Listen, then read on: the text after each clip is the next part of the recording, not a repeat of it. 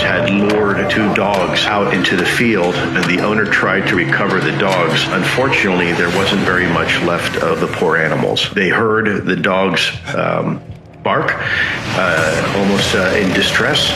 And then when they went to go find the dogs, the two dogs were, how do I say that? Excuse it to say the word, but they were liquefied. That was former Pentagon official Lou Elizondo describing one of the most disturbing incidents he says was investigated during the United States government study of the UFO phenomenon. Before describing what happened to the dogs, Elizondo explained that the orbs were not all reported to look or behave the same way. According to the cases studied by the program, they appeared in several colors, including white, red, green, and blue. Elizondo says his own family repeatedly witnessed green orbs inside their home, while the more dangerous accounts involving blue orbs came from other members of the program and incidents investigated at the Utah ranch. My observations of orbs were experienced by my immediate family and even my neighbors at the time. It was a green diffuse ball, roughly the size of a volleyball, that my family and I noticed from time to time. Ross Coulthart then said he is aware that the United States is researching sentient plasmoids. There is evidence of sentient plasmoids. We know from Story Musgrave's evidence as an astronaut that he saw what he believed were plasmoids apparently operating intelligently in proximity to the space shuttle that he was on. And he talked about this publicly for a while before I'm sure he was told to shut the hell up. I'm aware that the United States is researching sentient plasmoids, and so is at least one private organization.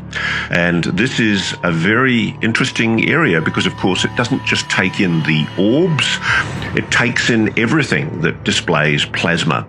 And is there, this is a really interesting question, is there some kind of life form that's sharing this planet with us that displays itself in different forms in a plasmoid way? I'm wondering whether there are private groups that are on the brink of a major discovery about this and not too far away from an impending announcement.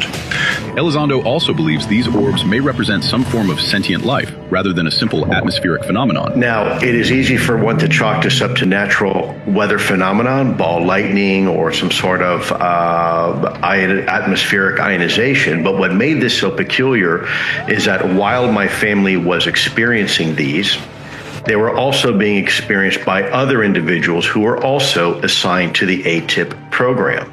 And as far as the colors you were asking me specifically, the only interaction my family and I have ever had directly with orbs were green in color. However, we are now seeing with the release of many documents coming from the United States government that there are several different morphologies. It was very peculiar because other individuals who were assigned to ATIP, their families were also experiencing precisely the same phenomenon that my family was experiencing while we were all assigned to the same program.